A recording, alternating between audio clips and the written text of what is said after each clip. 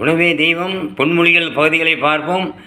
சக்கரவர்த்தி தசரதன் மகன் ராமன் உலகத்தையே ஆள வேண்டியவன்.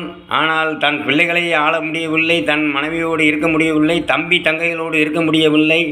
உலகத்தோடு துன்பத்தை அனுபவித்தார். ஆனாலும் தன் முகம் புன்சிரிப்பு மாறாமல் தன்னுடைய தேகத்தை அவர் இறைவனாக பாவித்து அவர் வாழ்ந்தார். ராகவேந்திரர் உடைய உறவும் நீங்கள் அப்படித்தான். ராகவேந்திரரை விரட்டினீர்கள், உணவு கொடுக்கவில்லை, அவருடைய பிள்ளைகளை கவனிக்கவில்லை, ஊரை விட்டு ஒதுக்கினீர்கள்.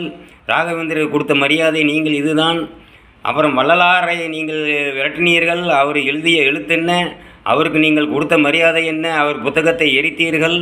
புத்தரை நீங்கள் அடித்து உதைத்தீர்கள், அவர்களை வெளியே கல்லை தூக்கி எறிந்தீர்கள். மகாவீரரை கவனிக்கவில்லை, மகாவீரரையும் அடித்து உதைத்தீர்கள்.